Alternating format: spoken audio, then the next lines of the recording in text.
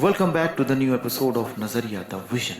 Again with Sakshi. आज हम लोग बात करेंगे सीए प्रोफेशन की कि अगर कोई नया स्टूडेंट आता है तो वो उसे किस तरह से एंट्री मिलेगी और उससे क्या क्या पढ़ना पड़ेगा, किस तरह की तैयारी करनी चाहिए।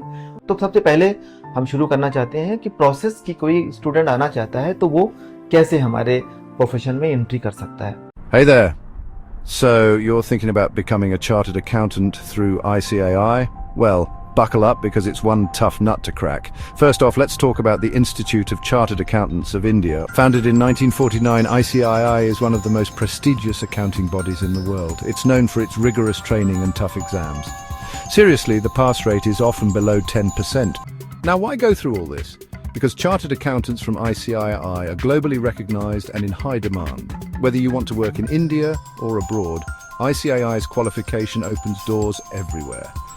ओके तो सर जैसे कि बच्चा जब 12th का एग्जाम दे देता है उसके बाद से ही वो अपना सीए फाउंडेशन की तैयारी स्टार्ट कर सकता है। सीए में 3 लेवल होते हैं, CA foundation, CA intermediate and CA finals. तो वो सीए फाउंडेशन की तैयारी स्टार्ट कर सकता है immediately after giving his class 12th examination, क्योंकि class 12th simultaneously with graduation कह सकते हैं, बट ग्रेजुएशन का एंट्रेंस देने से पहले ही वो सीए का फाउंडेशन दे चुका होगा। ओके ऐसा टाइम गैपिंग है कि वो फाउंडेशन दे चुका होगा, उसके बाद वो बीकॉम का एंट्रेंस एग्जाम के लिए बैठेगा। इतना जून में एग्जाम होता है, जैसे जून में एग्जाम हो जाता है ना सर, जो 12th का रिजल्ट आता है जी वो अप्रैल में आता है सर, मई में आ जाता है सीबीएसई का, जैसे जून में भी आ जाते हैं। तो जून में एग्जाम देगा, उसके बाद फिर वो एग्जाम देगा जून में, सॉरी जून में नहीं, मई में आ जाता है, latest by May the results का। हाँ, वो तो रिजल्ट आ जाता है, एग्जाम देगा वो सीए का जून में एग्जाम देगा, उसके बाद एंट्रेंस एग्जाम देगा बीकॉम का दे सकता है, राइट। और अब लकली हमारे इंस्टीट्यूट ने भी ऐसा कर दिया है कि अब पहले साल में 2 एग्जाम्स हुआ करते थे जी, June and December for foundation और May and November for intermediate and finals. But ये हमारे स्टूडेंट्स के लिए हुआ अपीयरिंग फाउंडेशन एंड इंटरमीडिएट, उनके लिए गुड न्यूज है कि अब साल में 3 एग्जाम्स होंगे। 2 की जगह 3 एग्जाम्स होंगे इस साल से। तो अब तो बच्चे भी आएंगे, बिकॉज साल में 2 एग्जाम एंड साल में 3 exam will make a difference ना।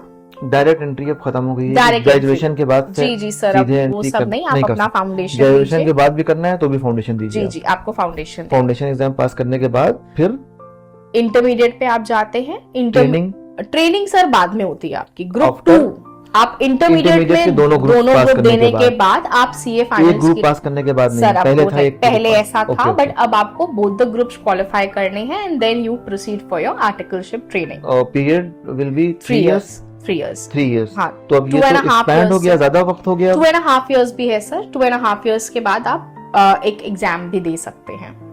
2.5 ईयर के बाद तो फाइनल एग्जाम दे सकते हैं, वो पहले भी था। राइट। तो मतलब एक्सपैंड हो गया, टाइम ज्यादा हो गया ना अब तो, मतलब आप ग्रेजुएट नहीं 2.5 साल का टाइम आपको दिया जा रहा है ना, ट्रेनिंग का पीरियड कम किया है। लेकिन पहले ट्रेनिंग शुरू हो जाती थी, आप फाउंडेशन पास किया और ट्रेनिंग शुरू हो गई। पहले ऐसा होता था, उसके बाद 1 साल के बाद हमने इंटरमीडिएट एग्जाम दे दिया। अभी ऐसा नहीं, अब इंटरमीडिएट एग्जाम पास कर लेना है, दोनों ग्रुप पास कर लेना है, यानी कि करीब 1 साल का 1.5 साल का टाइम एक्सपैंड हो गया। और सर पर किसी तरह से अच्छा भी तो है ना, बिकॉज वो हाफ नॉलेज रहती थी बच्चों को।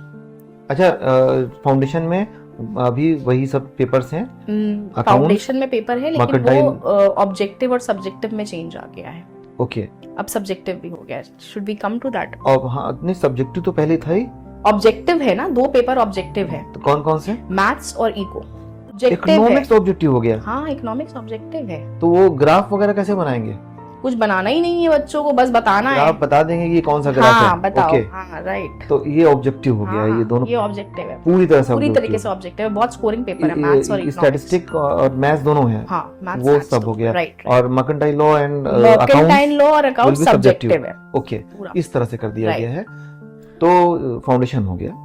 उसके बाद इंटरमीडिएट में क्या सब्जेक्ट्स हैं? फाउंडेशन में जो सब्जेक्ट्स आपके हैं वो है इकोनॉमिक्स, मैथमेटिक्स। इकोनॉमिक्स में आपका micro economics and macro economics दोनों है, ठीक है। Micro and macro, mathematics and stats, accountancy and your mercantile law, ठीक है। ये पेपर्स हैं, आप उसको पास कर लिए 40% individually in each subject and 50% in aggregate. Total में आपके 50% बनने चाहिए, ठीक है। एंड इंडिविजुअल 40% मार्क्स हर पेपर में आने चाहिए आपके। Then immediately you complete your foundation, there is a 9 period gap, जिसके बाद आप अपना इंटरमीडिएट दे सकते हो। इंटरमीडिएट में again you have 2 groups. Foundation में कोई ग्रुप नहीं है, they are simply 4 subjects to appear for. 9 months का मतलब ये हुआ कि जब पास हो गए उसके बाद 9 मंथ्स के बाद हम दूसरा वो इंटरमीडिएट दे सकते। उसके पहले हमारा रजिस्ट्रेशन शुरू हो जाएगा। जिस तरह हमने फाउंडेशन पास किया, इंटरमीडिएट में रजिस्टर्ड हो जाएंगे, मटेरियल्स आ जाएंगे, पढ़ाई शुरू हो जाएगी, लेकिन एग्जाम 9 मंथ्स के बाद ही दे सकते हैं, पहला एग्जाम। और दोनों ग्रुप एक साथ भी दे सकते हैं, दोनों ग्रुप आप साथ में भी दे सकते हैं या अलग अलग भी दे सकते हैं। उसमें आपके पेपर्स लाइक अकाउंट्स हैं, आपके पास लॉ है, आपके पास लॉ, कॉर्पोरेट लॉ है। Then you have audit. Audit काफी वास्ट है फॉर द इंटरमीडिएट।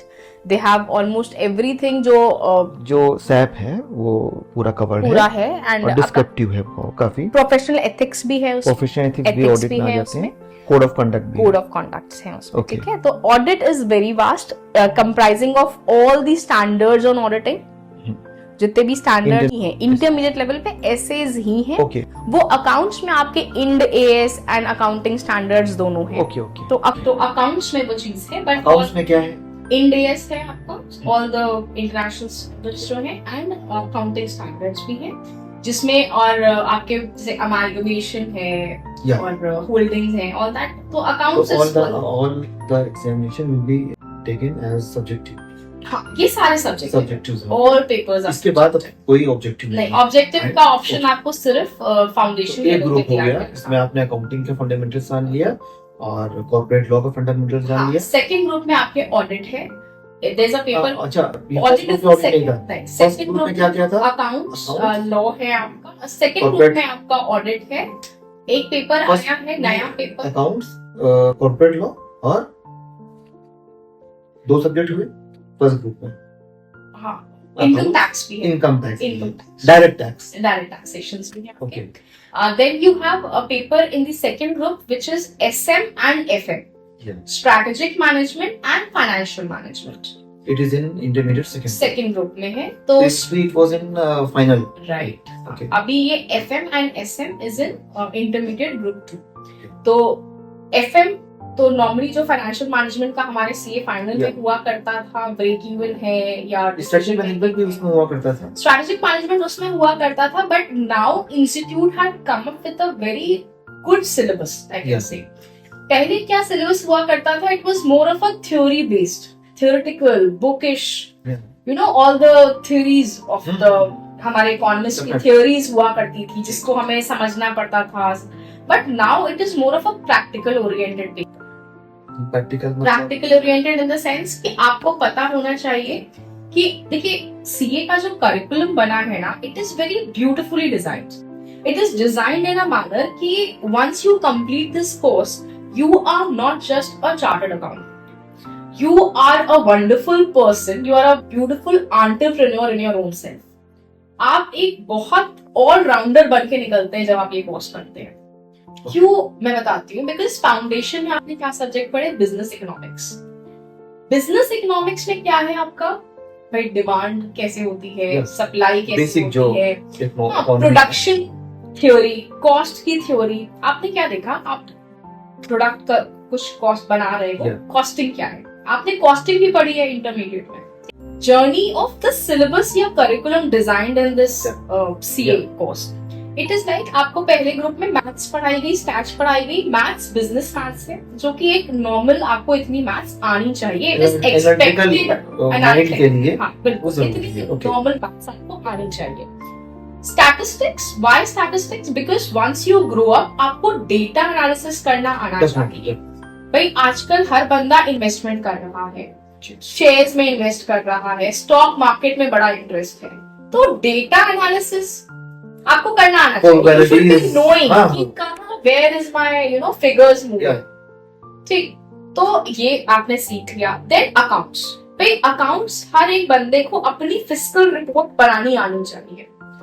कोई भी एक छोटे से छोटा दुकानदार भी क्यों ना हो, उसको अपना लेखा जोखा रखना आना चाहिए कि हमने कितना कमाया, कितना खर्चा किया, कितना सेव किया। 3 बेसिक एलिमेंट्स जो हमारे फाइनेंस के होते हैं, your income, your expenditure and your savings. So you should be knowing that, any layman should be knowing that. तो आपको इससे वेल-वर्स करा दिया अकाउंट्स में। लॉ एक इतना इंटरेस्टिंग पेपर होता है कि बच्चा आजकल कुछ स्कूल्स में 11-12 में लीगल स्टडीज को भी इनकॉर्पोरेट किया कर दिया गया। पहले सिर्फ सीबीएसई बोर्ड ये किया करता था, but now ICSE schools have also adopted this paper as legal studies. Legal studies के नाम से, not mercantile law but legal studies, it's kind of law, contract वगैरह। तो बच्चा थोड़ा सा पढ़ के आया होता है, और जो नहीं पढ़ा होता है उसके लिए तो ऑल द मोर फन होता है। बिकॉज लॉ एक ऐसा सब्जेक्ट है which is know learning, it is pure based understanding and very logical and practical. ठीक, हम रोज अपने डे टू डे लाइफ में किसी ना तरीके का कॉन्ट्रैक्ट कर ही लेते हैं। So one should be knowing कि अगर मैंने उसको ब्रीच किया या उसको फुलफिल नहीं किया तो what will be the outcome या what will be the repercussions of it. तो ये सिखाया। मतलब ये हुआ फाउंडेशन में आपने एक कॉमन सेंस का टेस्ट ले दिया, right. और कॉमन सेंस इनहेंस कर दिया, अवेयरनेस कराई बच्चों को, अवेयर, ठीक है। okay. उसके बाद इंटरमीडिएट आया। इंटरमीडिएट में आपको बताया कि भाई जो डिमांड सप्लाई आपने इकोनॉमिक्स में पढ़ी थी ना, उसके अब उसका कैसे आपको करना है, कॉस्टिंग, जैसे प्रोडक्शन, उसमें एक 2 टॉपिक्स इंडस्ट्री में आ गए। इसमें 2 टॉपिक्स हैं in your economics, which is theory of production, theory of cost. Theory of production, आप प्रोडक्शन कैसे कर रहे हैं, आपकी फिक्स कॉस्ट क्या है, वेरिएबल कॉस्ट क्या है, अब कॉस्टिंग कैसे कैलकुलेट करनी है, वो कम्स इन योर इंटरमीडिएट। ठीक है, कि आप कॉस्ट कैसे एनालाइज करोगे अपने product. Suppose somebody wants to go into manufacturing या इंडस्ट्री में जाना है, तो what will be costing of that product, feasibility analysis कर पाएगा अगर कॉस्टिंग टूल्स जानता है तभी। ठीक है। इनकम टैक्स, अभी तक बच्चे को ये समझ में आ गया है, बच्चा इतना बड़ा हो गया है कि वो अब कमाने के बारे में सोच सकता है। नहीं भी कमाने के बारे में सोचता है तो उसको पॉकेट मनी तो मिलती ही है। पीपीएफ में इन्वेस्ट करेंगे तो हमको कितना डिडक्शन मिलेगा, या how much can I invest in my PPF. अब तो ऑब्सोलीट होता जा रहा है, बट एक सेविंग के बारे में तो जानकारी मिलती है ना। हाँ, ये जानकारी, उसमें तो प्रोसीजर, उसमें जो इनकम टैक्स के स्कूटनीज, राइट, और ये सब कुछ पता है। भाई इनकम टैक्स इज लाइक कि अब आप बड़े हो गए, यस, अभी आप you are no more a kid, you should be moving out in the world and you should be knowing कि आपको पैसे कैसे कमाने। ठीक, income tax is there. Then you have audit. अच्छा, ऑडिट अपने में अच्छा सब्जेक्ट क्यों है? क्योंकि ऑडिट इज सेकंड ग्रुप। ठीक है, ऑडिट अच्छा सब्जेक्ट इसलिए है because a CA is expected to be a very good auditor. Sir, हम लोग यहाँ पे सीए बोलते हैं, but if you go to south of a country, तो साउथ में ना सीए नहीं, वो ऑडिटर साहब बोलते हैं, ऑडिटर। तो ऑडिट एक ऐसा अभी भी फोटे है इन सीए, सर्टिफाइड पब्लिक अकाउंटेंट होता है।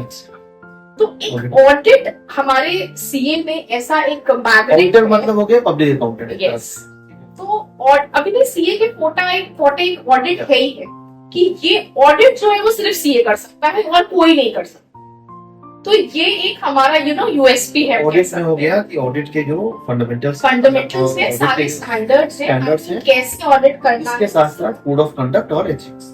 आप अपने कोड ऑफ एथिक्स को ध्यान में रखते हुए ऑडिट करेंगे। You will not be unethical while performing the audit. ठीक है, उसमें कॉन्फिडेंशियलिटी, कि अपने क्लाइंट्स के साथ आप कैसे बिहेव करेंगे, how are you going to be your professional conduct, आप अपने पर्सनल कॉन्डक्ट कैसे रखोगे, प्रोफेशनल कॉन्डक्ट कैसे, इंडिपेंडेंस कैसे मेंटेन करेंगे, exactly all these things.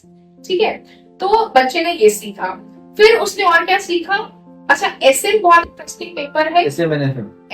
FM is your financial management. अभी फाइनेंस सीखा ना, इनकम टैक्स, उसको मैनेज कैसे करेंगे। अभी फर्स्ट ग्रुप में अकाउंट्स भी पढ़ा है, फाइनेंस और इनकम टैक्स, डायरेक्ट टैक्स भी पढ़ा है, तो कैसे मैनेज करेंगे, फाइनेंस कैसे मैनेज करेगा। ठीक है, मोर ऑफ डिसीजन मेकिंग, कि हमें इधर जाना है कि उधर जाना है, where to invest, which is more beneficial.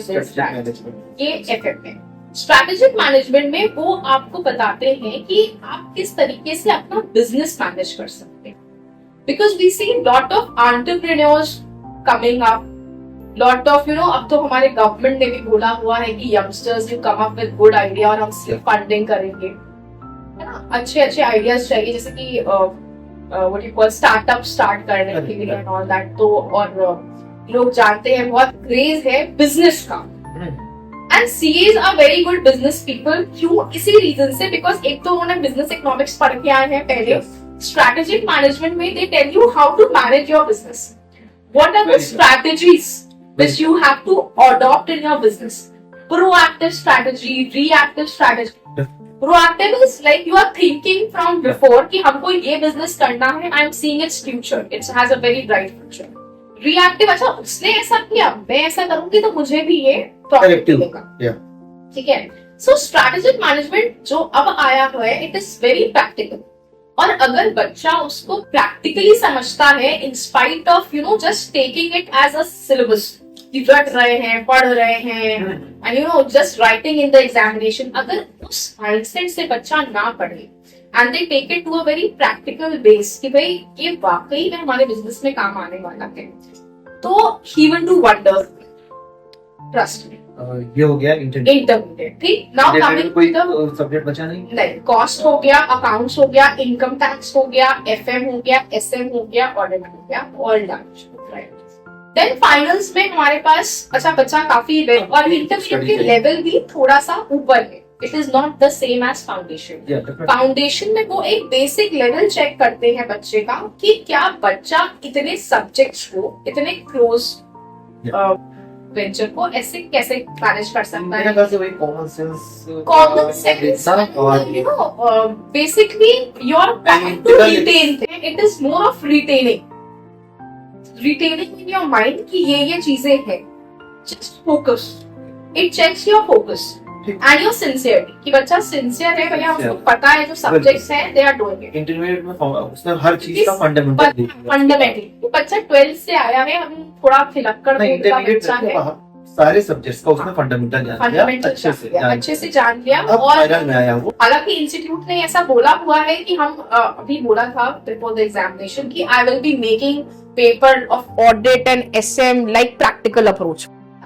Audit में कुछ एक केस स्टडी देंगे, practical approach that way, but अब की जो पेपर लेवल आया है in 2024 intermediate, it was very element, it was very basics, नहीं पूछा, कॉन्सेप्ट चेक किया गया है, and very straight forward questions also coming on the paper कि बस सिंपली बता दो। तो बच्चों ने बहुत अच्छे से तैयारी की थी, कि case study base and this that, but the paper came below average. Below average नहीं गई, मतलब अप्रोच एक बदला हुआ अप्रोच था, because it was new time they were introducing such subjects, ये न्यू अटेम्प्ट, न्यू कोर्स का पहला अटेम्प्ट। नहीं, ये अप्रोच बदला होगा क्योंकि वो जानना चाहते हैं कि ये जो स्टूडेंट आ रहा है वो उसका कॉन्सेप्ट क्लियर है, उसको जानने के लिए बेसिक ही पूछना पड़ेगा।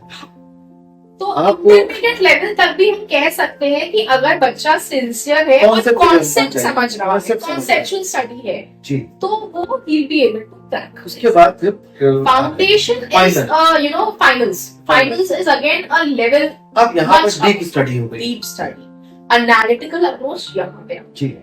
You have to apply your own common sense. Subjects क्या क्या हैं? इसमें सब्जेक्ट्स सर आपके एक अकाउंट्स ही है, जिसको फाइनेंशियल रिपोर्टिंग, अकाउंट्स को फाइनेंशियल रिपोर्टिंग, अभी भी अकाउंट्स हो गया है, वो अकाउंटेंसी ही है, वो it is more of detail. Actually ये कॉर्पोरेट, कॉर्पोरेट अकाउंट्स भी किया गया है, उसमें बेस किया गया है, और थोड़ा सा मतलब बेसिक्स फंडामेंटल्स से हटके थोड़ी फॉलो करते हैं उस दायरे को भी, मतलब आप बिजनेस कर रहे हैं, अकाउंटिंग कर रहे हैं, बट कीपिंग दैट सारे लॉस मालूम होने चाहिए, आपको पता होना चाहिए इसके हिसाब से आपको ये एंट्री कहाँ लेके जानी है, एज पर particular accounting standard, what should be the approach या process, how to deal with a particular management भी हो गया, फाइनेंशियल मैनेजमेंट टाइप बेसिकली ये रूटिंग ऑफ द एंट्रीज है of the books of accounts. Books of accounts में आपको accounting entry कैसे करनी है, मतलब परफेक्ट होना है अकाउंटिंग में, परफेक्ट, इट इज परफेक्शन ला चाहिए, नंबर 1 सब्जेक्ट। उसके बाद सब्जेक्ट, अच्छा अकाउंट्स अपने एक बड़ा सब्जेक्ट है in the CA finals, okay. Then you have audit, audit much more papers या I can say the chapters of intermediate भी final में repeat किए गए हैं, but the level of CA final is higher in the sense कि अब आता है practical approach. जो पेपर पूछा जाता है वो theory based नहीं होता है, it is more of practical nature. As auditor, how will you do this? Yeah, how will you audit this particular thing? See, audit starts where accounting ends. आपकी जब अकाउंट्स बनना बंद होते हैं उसके बाद ही आप ऑडिट करते हैं. So an auditor should be very well versed with accounts.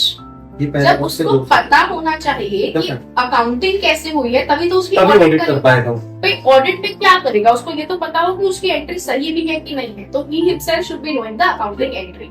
So both accounting standards and standards on auditing are incorporated in audit. कभी कभी ऑडिट का पेपर देख के ऐसा लगता है पहला क्वेश्चन कि अकाउंट्स का पेपर पढ़ रहे हैं, क्योंकि इतने अकाउंटिंग स्टैंडर्ड्स पूछे जाते हैं. तो इट इज प्रैक्टिकल बेस्ड, पूरा प्रैक्टिकल बेस्ड. पहला ग्रुप है ये. हाँ जी. फाइनल तो फिर लॉ है. अच्छा भाई, लॉ हटा दिया गया है. Law they have put it as online paper. Law का सब्जेक्टिव पेपर हटा दिया है, लॉ सिर्फ ऑनलाइन दिया जाएगा. ऑनलाइन सब ऑब्जेक्टिव. हाँ, ऑब्जेक्टिव पेपर होगा. कॉर्पोरेट टैक्स जो पढ़ा है इंटरमीडिएट में नहीं, कॉर्पोरेट नहीं, थोड़ा सा इसमें फेमा एंड सेबी और ये सब अलाइड लॉज भी आ जाते हैं. अच्छा, अलाइड लॉज भी है, मनी लॉन्ड्रिंग है, बहुत सारे और भी इंट्रोड्यूस हैं, वो सब कंपटीशन एक्ट है. ठीक है, ये हो गया.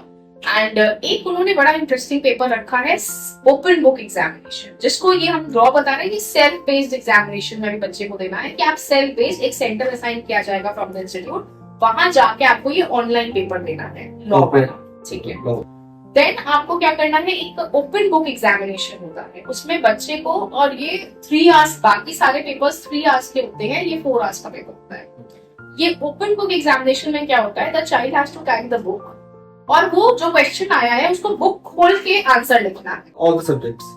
एक, हाँ, वही एक, उसमें कुछ सब्जेक्ट्स में ना आपको लिस्ट दी हुई है, you choose your specialisation. International taxation है या बहुत सारे सब्जेक्ट्स की लिस्ट है, तो आपको जो सब्जेक्ट पढ़ना है उसके हिसाब से ऑप्ट कर ले. Basically this is for specialisation. ये बहुत अच्छा इनिशिएटिव है फ्रॉम द इंस्टीट्यूट, बिकॉज़ सब लोग हम लोग काम करते हैं ना, तो बुक से ही काम करते हैं, रेफरेंस लेते हैं. बिल्कुल, हम एकदम लेना नहीं आना चाहिए. लेते हैं तो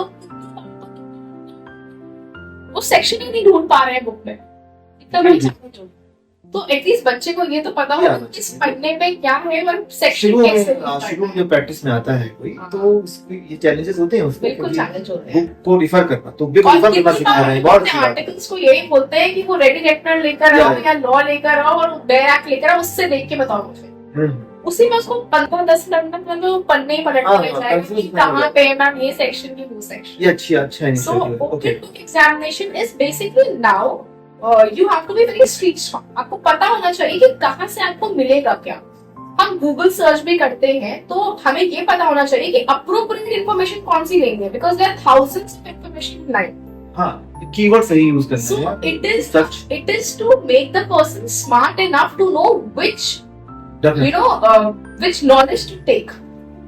सारी चीजें नहीं, because any layman can search over Google and find out things. It is 4th paper in first group. This is the last paper of the first group. Final second group. 3 papers are in first group. Accounts है, law है, audit है. Then comes the income taxes. Income tax भी है CA finals में. Direct taxation and indirect taxes दोनों papers हैं आपके. Direct taxation, all the sources of income. And GST. वो indirect taxes. Indirect taxation is another paper altogether, जिसमें GST laws के बारे में दिया. इसके अलावा input वगैरह. हाँ, excise वगैरह. And then you have एक फाइनेंशियल का भी पेपर है. IT टाइप का कोई पेपर. IT पेपर हट चुका है. There is no such paper as IT now. एक वो टाइम पे होता था, इसका हुआ करता था, information system audit. That paper is removed now. अच्छा, वो पोस्ट क्वालिफिकेशन में है, वो खत्म हो गया है. इधर से हटा दिया गया है because it keeps on revising. Update होता रहता है ना ये, तो एक बच्चों को एक सेट ऑफ कंप्यूटर पढ़ाना क्या सेंस है. वो पुराने हो जाते हैं, उसका ऑब्सोलीट हो जाते हैं. अभी वही पढ़ना कि भाई सर्वर क्या होता है, system. Yes, very nice. So institute has come up with new ideas of innovation भी किया गया है, and a very appreciable move by the institute is the study material which they give. हमारे टाइम पे the study material used to be very boring, you know, black and white में, और people, हम लोग पढ़ना नहीं चाहते थे। कलरफुल ना, it is now with you know at least highlighter और कुछ शेड्स आ गए हैं उसमें, एंड द मटेरियल अपने में सेल्फ सफिशिएंट है पढ़ने के लिए, मतलब you will be keen to open the book, comprehensive and sense. Okay, yes, see everything comes from, वैसे पहले भी स्टडी मटेरियल काफी कॉम्प्रिहेंसिव हुआ करता था, आगे कुछ बहुत चीजें बोरिंग आप कह सकती हैं, लेकिन वो presentation was not that up to the mark. हालांकि उसकी लैंग्वेज और प्रेजेंटेशन भी बहुत अच्छा था, बस ये था कि जो आप प्रेजेंटेबल नहीं रहा होगा। It is now very well presented and one is keen to open the book and turn the pages. तो फाइनल में भी पेपर्स जो हैं वो बहुत प्रैक्टिकल है, तो इससे ये जाहिर होता है कि जो आगे आने वाले चैलेंजेस हैं हमारे दुनिया में जीने के लिए, हमारे प्रोफेशनल्स जो हैं, अगर मान लीजिए कि इस प्रोफेशंस में, क्योंकि बहुत तब्दीलियां हो रही हैं हर जगह, तो इस प्रोफेशन में भी अब अगले जैसे और हमारे पास जो ऑथराइजेशन और सर्टिफिकेशन वाले काम थे वो बहुत मिनिमाइज हो गए हैं। अब एक तरह से जो हमारे काम थे कंसल्टेंसी वाले वो बढ़ रहे हैं, तो कंसल्टेंसी हम अब प्रॉपर दे सकते हैं और लोगों को कंसल्टेंसी की ज्यादा जरूरत पड़ेगी नहीं। बिल्कुल पड़ेगी सर। अब एक स्टीरियोटाइप और मोनोटोनस एक सीए के काम से हटके एवेन्यूज बहुत ओपन, यू नो, पहले हम लोग क्या होता था, इनकम टैक्स होता था, वैट हुआ करता था, देन वैट हटके जीएसटी इतना वास्ट है कि अगर आप चाहे सिर्फ जीएसटी में स्पेशलाइजेशन कर लें, यू नो, रिटर्न फाइलिंग अलग है, नोटिस केटर करना अलग है, बिकॉज मैक्सिमम नोटिस आप तो जीएसटी की लोगों को ज्यादा टेंशन पहले क्या हुआ करता था कि अब सीए पास कर लिया, अब तो साइन करके जिंदगी बीत जाएगी। इट इज नॉट दैट, अब ऐसा नहीं है, लेकिन उसी तरह से तैयारियां भी करनी है। This is what I am saying ना कि कोर्स को इतना ब्यूटीफुली डिजाइन किया गया है कि आप एक नॉर्मल सीए की प्रैक्टिस भी ना करें। विद बुक, जो क्या नाम है उस पेपर का, जो with book open book examination है, उससे आप समझ लीजिए कि एआई चैलेंजेस को भी एक तरह से कैटर कर रहा है, वो जो आने वाले टाइम में कह सकते हैं सर। और हम ये कहना चाह रहे हैं कि सिर्फ एक सीए प्रैक्टिस वाला काम नहीं रह गया, you can do much more than that. नहीं, it is part of practice, it is part of practice, one can start his own business. लेकिन मेरे ख्याल से अब स्पेशलाइजेशन का दौर हो गया है। स्पेशलाइजेशन अब 5 लोग 6 लोग हैं, सीए हैं, 10 लोग हैं, तो एक नेटवर्क बना के और सबको अपना अपना स्पेशलाइज अगर ऐसा करते हैं तो you will get the maximum to cater the challenges of future. बिल्कुल, बिकॉज़ हर बंदा हर चीज में तो एक्सपर्ट करना भी नहीं चाहिए, टाइम वेस्टिंग है। तो थैंक यू सो मच, हम लोगों ने बहुत कॉम्प्रिहेंसिव इंफॉर्मेशन इकट्ठा की ये प्रोफेशन के लिए, जिससे जो करना चाहते हैं उनको भी इंफॉर्मेशन अच्छी मिली होगी हमें लगता है। और बहुत बहुत शुक्रिया आपका, और फिर आपसे मुलाकात जल्दी होगी। Thank you so much.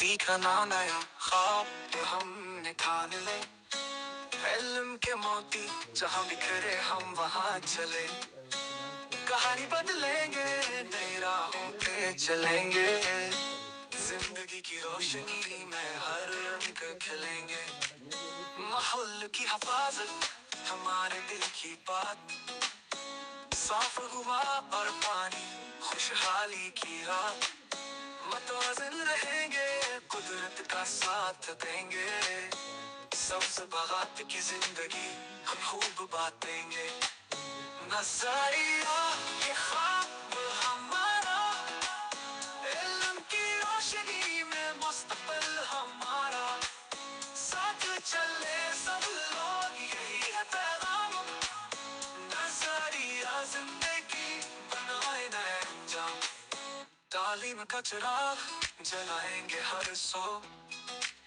नए ख्याल और नए ख्वाब बुनेंगे हम।